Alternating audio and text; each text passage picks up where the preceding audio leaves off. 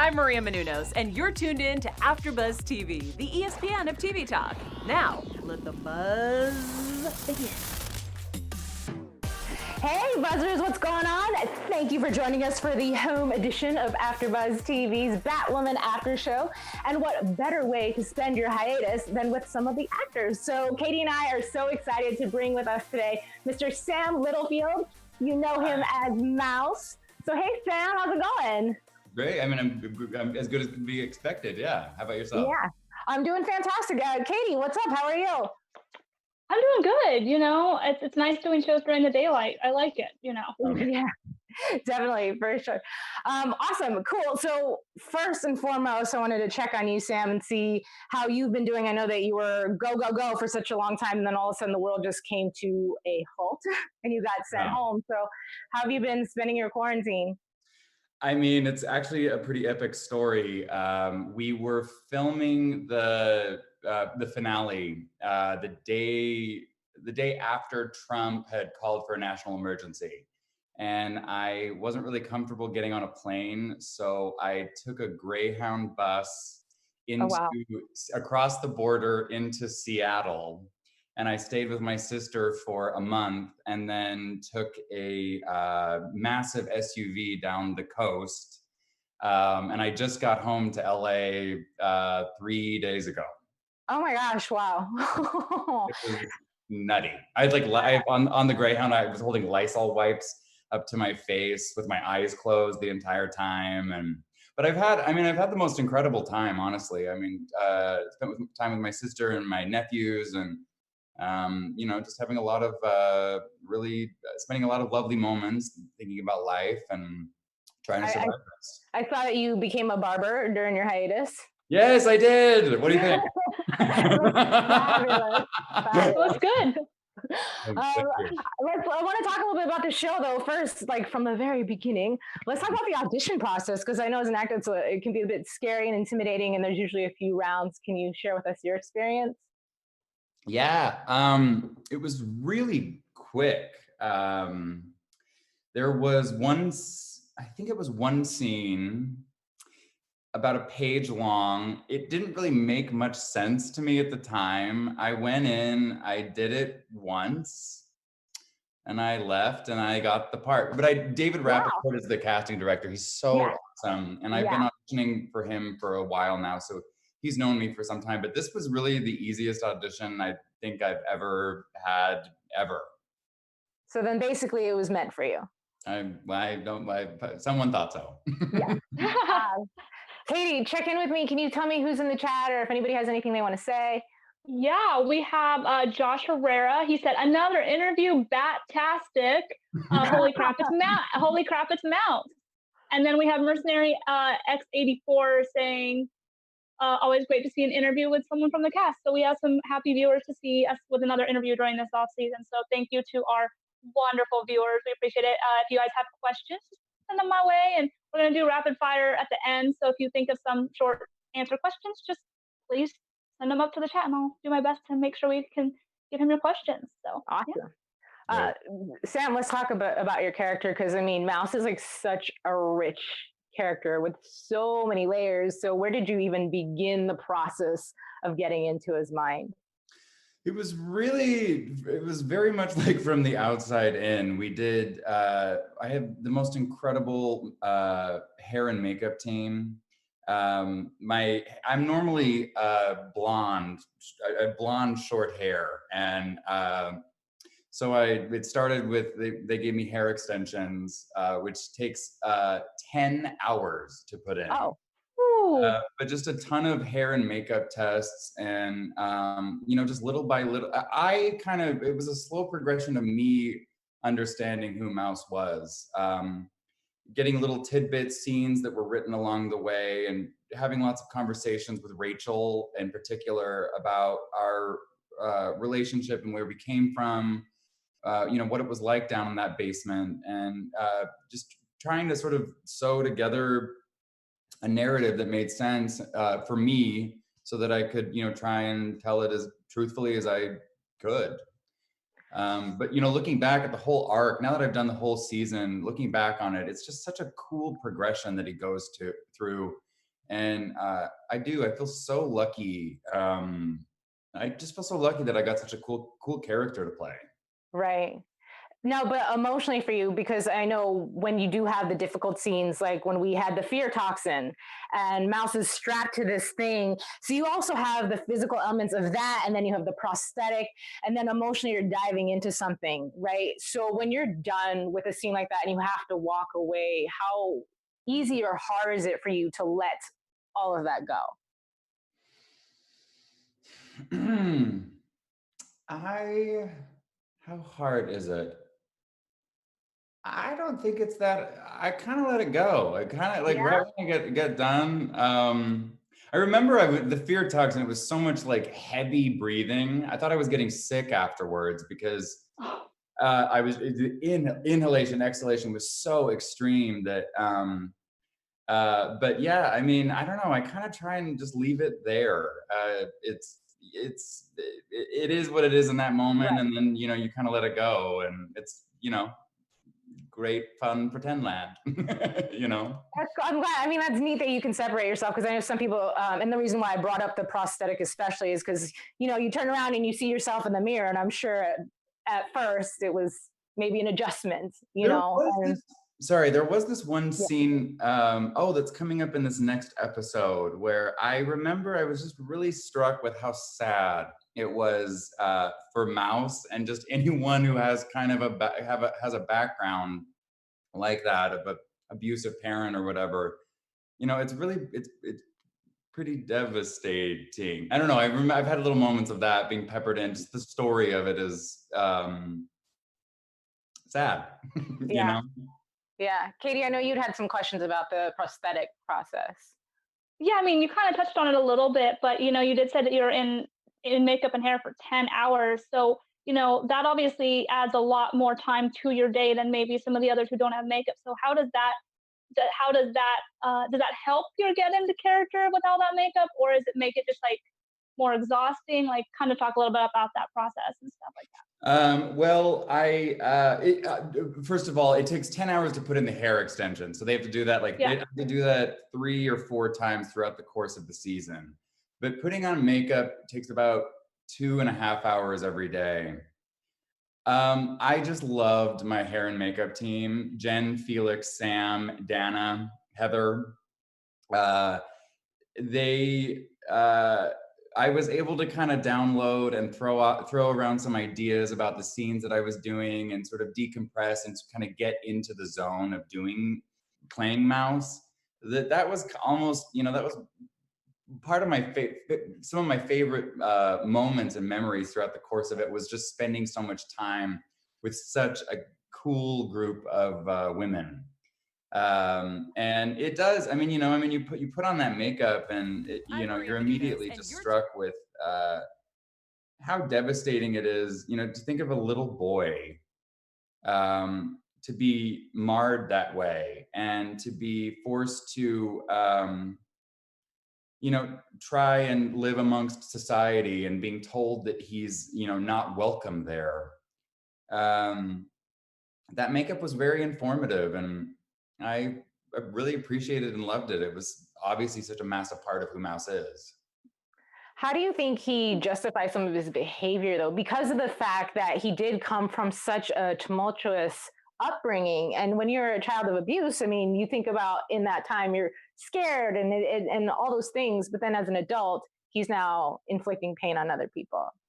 I think it's kind of sort of twofold. There's one, I think he kind of sees it as pretend. It's like being down in the basement with Alice, playing with Barbies and GI Joes, and if you murder someone, it's not necessarily. I don't think it really rings true as like an actual homicide in his mind. I think he just sees it like he's playing a video game or something like that. But when you get sort of deeper into the story and kind of the revenge and the justification for his actions for people that he interpersonally has a history with, I think it takes on a new justification that actually is I think it is up and coming. You will. I don't know if I can say that, but there's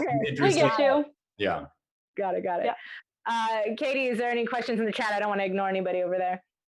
Well, there's some people asking about some stuff that we are going to talk about later, chat. So don't worry, I'm not avoiding your questions, but we will be talking a bit about some of your questions that you asked. But one of the Adam Rodriguez said, "What is your favorite scene that you've shot on the show?" I really, let's see, what was my favorite scene? The hospital scene with my dad. John Emmett Tracy is such a fabulous person and an actor. That scene was so hard to do. We shot it at 6 a.m.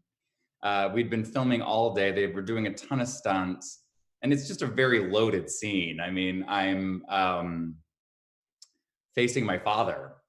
And but he was just such a lovely partner. But working with Rachel is just, I mean, she's just so wonderful and in so many respects, and such a fabulous actress. And it's hard to choose from, but I do remember that scene, just walking away from it being like, oh, you know what one I really loved was the one that Rachel and I did, where I put the fear toxin on her. And that was such a collaborative effort between everyone. And I just remember walking away from that scene and just feeling so proud of the entire team. Wow. So, okay, that was a long answer. No, it's fine. It was a great answer. I think I want to go a little bit going back into your research for this character. Did you reference any of the source material? Because I know a lot of times your character has been compared to Jane Doe, Jane Cartwright. Yeah. Did you pick up any of the comics and start reading before you took this role? John Emmett Tracy actually gave, I don't know if I can, he gave me a book. I don't know if I can reference it, but he gave me a book that had a lot to do with Jane Doe, and so there was that. But I mean, it's interesting because it's not, he is made up for this show. He is not, there's nothing that really, we are creating this character for the DC universe. And that was very interesting and daunting, Yeah. Well, the reason I ask is because I know for us, we have a lot of really comic book heavy fans that watch our after show, and they'll reference the material a lot of times when we're doing stuff. But then you do have your people who get really angry when you go against what is written in the comic book. So have you ever experienced any type of backlash or anything like that? I really try hard to stay away from that stuff. I've gotten caught in the web of reading Twitter, and that really just ebbs and flows from week to week. And as a precaution for myself, I try and just stay away from that stuff. But I totally understand that people feel really passionate about this stuff, and all I can say is everyone really tries to do their best to respect the fans and their appreciation for the source material.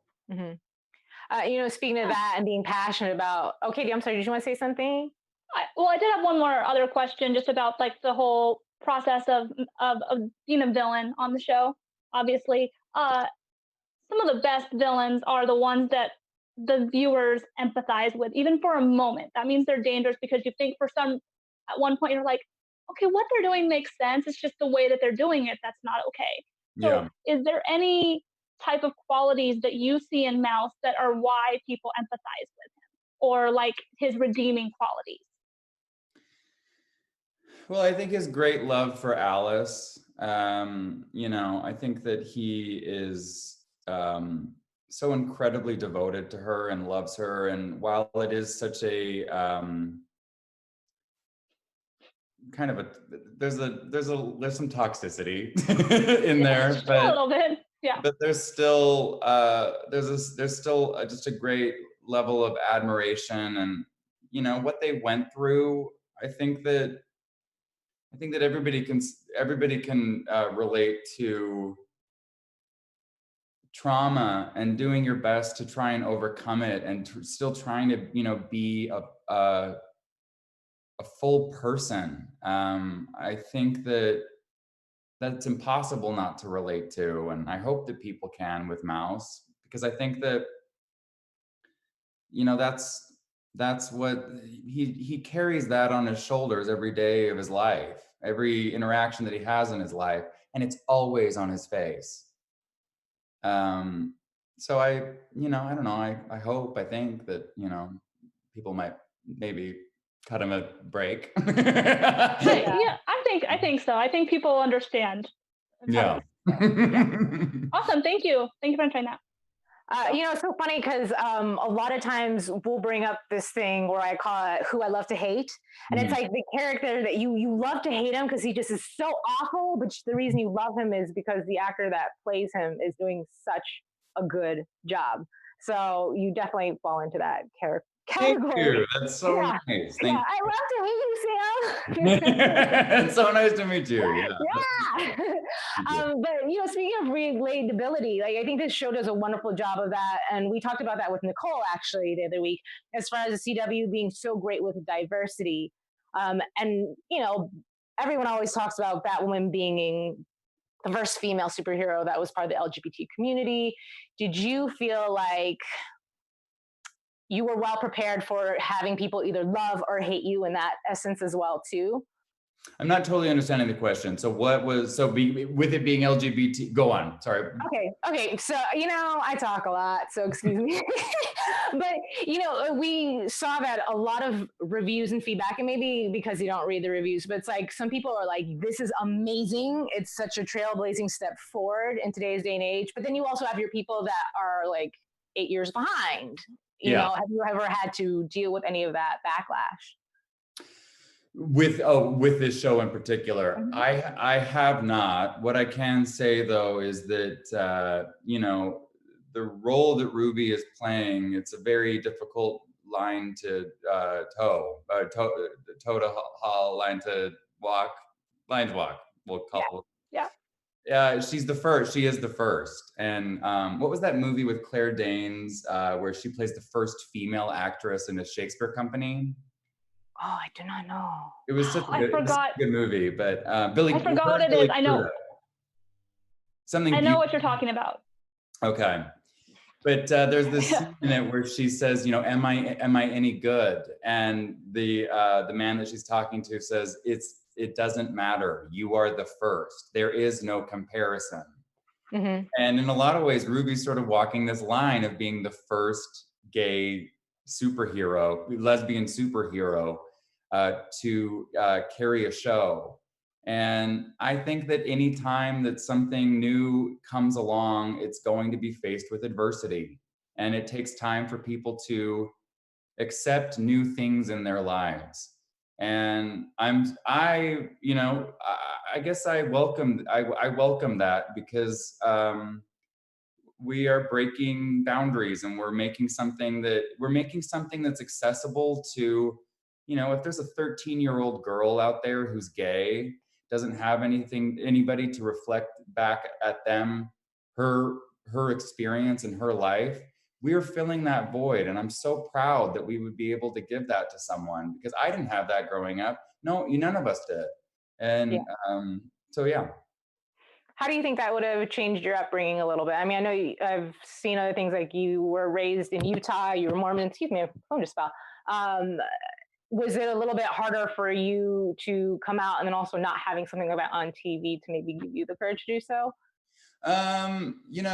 Yeah, sure. I mean, I think for all of us, if we don't have if we don't have archetypes, the media is such a powerful tool. And if you're seeing all these different iterations of what a man is, or what a woman is, or what a relationship is, if you don't have that being reflected back at you, that makes it tougher. You don't have role models. And I think that role models are really important when you're forming your own personality and kind of creating who you are. I think that it can only help to have that kind of influence in your life. So then, who's your role model? I really love my grandma. My grandma was she had a debilitating stammer, but she was an incredible opera singer. And she actually got me into the arts. She would play for me, you know, musicals and movies, and read poetry to me. And she really taught me about what art was. I come from a very like art appreciating family. Nice. But yeah, my grandma was really big for me. My dad was really big for me. Um, so many. All of my friends are my role models. Oh, You are. Nice. yeah. I don't know. Yeah. Katie, you sounded like you wanted to say something. I was just going to reference that we have the Captain K Danvers Kane tuning in from Sweden. I think it's Sweden. Yeah, Sweden again. Cool. Even she said that she managed to stay awake because I believe it's like 3 in the morning. It's like early in the morning. I'm not sure what time it is over there, but she's joined in for our interview with Nicole as well. And Batwoman is one of the reasons why she was able to come out, that character. So she did share that story with us. And so, you know, what you were talking about with having those people on TV and those things on TV to relate to other people it is coming even with this show. And I mean, it was the comics, but still, so she's just a big fan of the show. I mean, she stayed up late to see this interview because it means so much to her. So yeah. Hi, what's her name again? I don't know her real name, but it's Captain K Danvers Kane on YouTube. So, Hi, Captain yeah. K Danvers. Kane. Yeah. Yeah. So. I wanted to ask you too, like a little off the wall, but the little boy who plays the young version of Johnny, did you have the opportunity to work with him a little? I know you guys weren't in the same scenes, but per se, but talk about the character and making sure that there was some fluidity to him. You know, we did not have that much time together. There were a couple days in the makeup trailer. He's awesome. I mean, he's just the coolest little kid. He's just always reading his book, and he's so smart and really engaging. But no, we didn't really have. I mean, all of his flashbacks were, you know, being filmed on other sets on different days. So I really got to know him through other people's experience with him, telling me about him. But yeah, it was more, you know, John, Emmett, Tracy. We ended up kind of getting to work together later down the line, but yeah, I didn't have much experience with him. So could you share with us then, maybe this one might be like putting you on the spot a little bit, but like a story from set that's just like a memorable moment. Whether it be something embarrassing or heartwarming, but something that just really stuck out to you that you're like, I'm never gonna forget this. From filming? Yeah.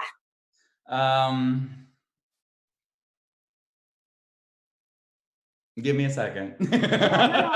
No worries. It's okay. I mean, so we filmed most of our stuff. We filmed in this former mental institution that was shut down. Oh, okay, that's scary. And there was this whole thing about the 4th floor, and you shouldn't go up to the 4th floor. So James Healy, who works on, he's someone who's in the crew. He and I and 2 other members of the crew went up to this 4th floor, and right when we get up there, I immediately feel this like massive punch in my chest. And I freak out, and I turn to them, and they go, "Oh my God, I just felt this incredible punch in my chest." So we all went darting downstairs, and we were all, the entire night, we were like, did we just get in, like, we've been, ghosts, have they, what is the word? Yeah. Not exorcist. The opposite of being exorcised. The opposite of exorcism. Did we just get the opposite of exorcism? That was, but there was a day when Rachel was outside, and James takes one of my flesh masks and pastes it to one of the windows, and somebody goes, "Rachel, look up there. There's someone saying hi to you." And it was one of my flesh masks. So oh my God, we freaked out, and yeah.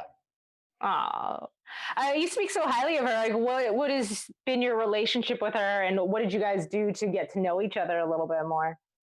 I mean, it started, we were doing pickups in Chicago, and Rachel just really took me under her wing. I mean, she'd been filming the season for four episodes before I came on. So she really showed me the ropes.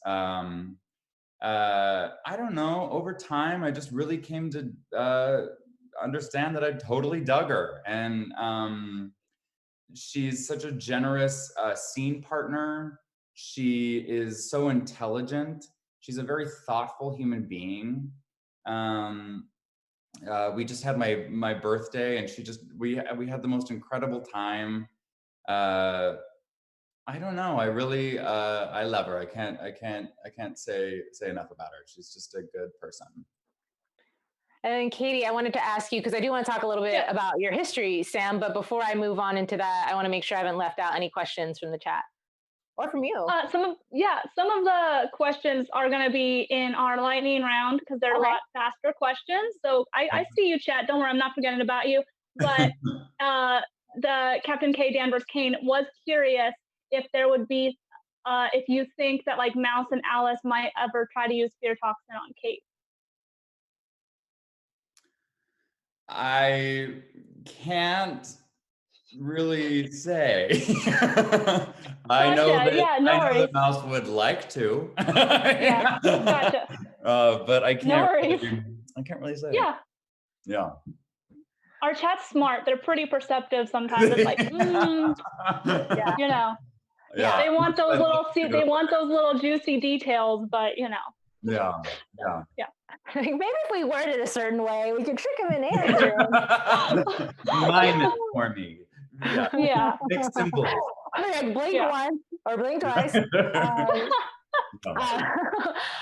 I want to talk about your career a little bit because, I mean, I'm sure you started way before, but some of your earliest credits are in the very, very early 2000s. And we're here in 2020, you know, and it's a marathon. It's not a race, but you've done so many cool things. So I'd like to know a little bit more about how you got involved. Involved in acting and how it took off. Well, it started, I was 9. I produced this, wrote and produced this play, How Magic Came to Be, and my teacher referred me to this. There was a local theater company that was doing, do you know the musical 9? Mm-mm. But you can hum a few bars if you like. It's a very cool musical. It's kind of like Philip Glass. It's very, very intricate score. But I started doing it then. I got into film and television when I was around 18. And I moved to LA and started work. I worked on the Pamela Anderson TV show where I played twin brother and sister. And then the brother kidnaps the sister and he poses as the sister in order to get this $1 billion chocolate formula that she owns. Wow. Interesting. Some of my finest work. But that's actually really cool. Twins. Yeah. Nice. Also, too, with that, what got you interested in creating some of your own projects? You know, I think it's a mix of. I really respond to story. Like as an actor, it's, you know, people say, I always ask, you know, what kind of roles would you like to play? I don't really think of it that way. It doesn't. There's not really a certain character that I would just love to play. I just really love good stories. And so from a story perspective, I wanted to kind of approach it from that angle, which has gotten me into writing. And also too, like, you know, there's been some dry spells here and there where, you know, you have to, I'm such a proponent of making your own work. Yeah. And using your own voice. No one has your voice. No one can say what you can say in the way that you can say it. Right. So did that answer your question? It did. I know that you've also had films featured in South by Southwest, the Cannes Film Festival, which is like a huge honor and very difficult to get into. So this is such a loaded question to say how you went about doing that. So I guess I'll take a step back and just say, what was your reaction when you found out that you got in? To South by or Cannes? I mean, both. They're both pretty big. South by was really, you're talking about Mother's Little Helpers, which is actually coming out May 5th. But South by was a particularly really incredible experience because the team of people that were a part of it are, it's a story about 4 siblings who go home to say goodbye to their mother, and they're stuck at home in isolation, losing their minds, which is very strange that now in this era moment, this is happening. So it's crazy that this movie's coming out at this time. But I really loved the people that I was doing it with. They were like family. And the director has this traveling RV karaoke bus that tours around all over the place. And you go in and it's like a portal into just pure joy. So we had at our disposal this incredible karaoke bus going around Austin, Texas during South by Southwest to premiere our film. And it was just the most badass experience. It was unlike anything else. What was your joke? Sorry. Well, Cannes was great. Cannes was awesome. It's Cannes. Cannes is Cannes a big deal. But South by really was true to my heart, and it was a once in a lifetime experience that I'll never forget. But see, the real question is what was your go-to karaoke song? Oh, can we hear a sample of it? Can I put you on spot? No. Music of the Night, Phantom of the Opera, and I kill it. Oh, nice. I kill it. Yeah.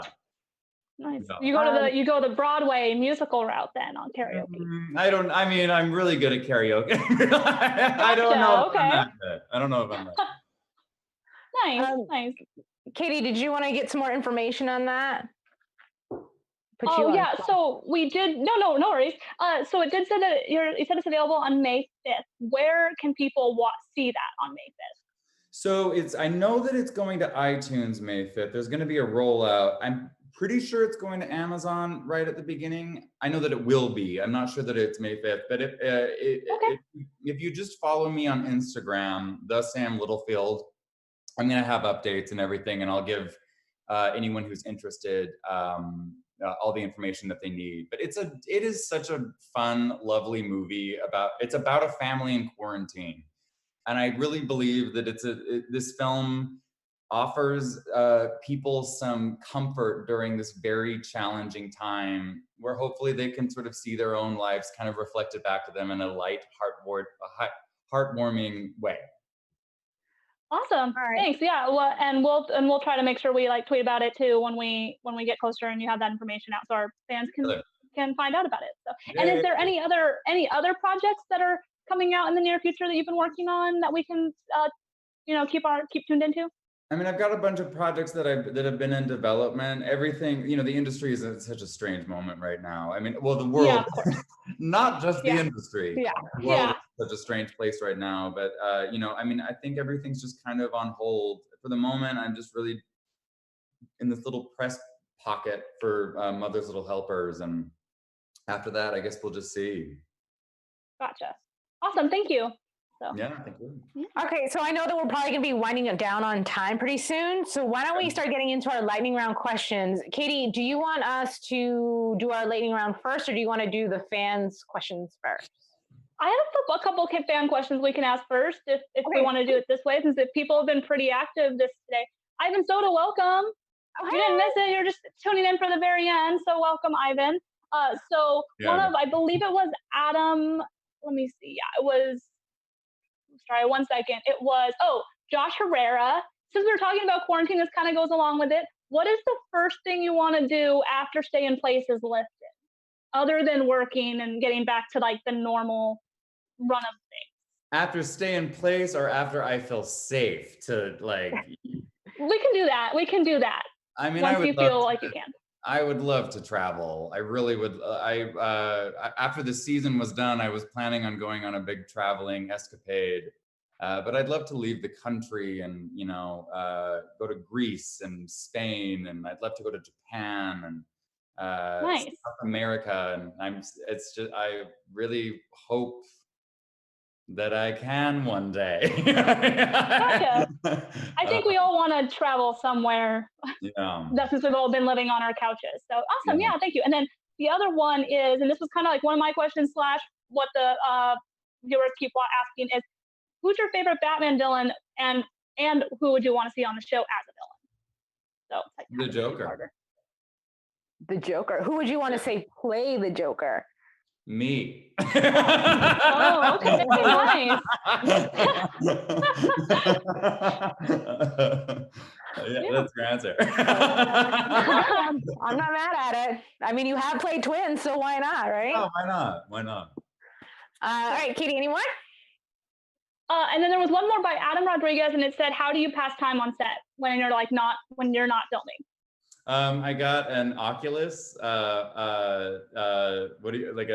What do you call them? The 3D. I'm so bad. I'm like Tetris is my. But I got a 3D composite. What do you call them? Where you go in. VR? Okay. Gotcha. VR. I was like, VR. Gotcha. It's okay. We can do this.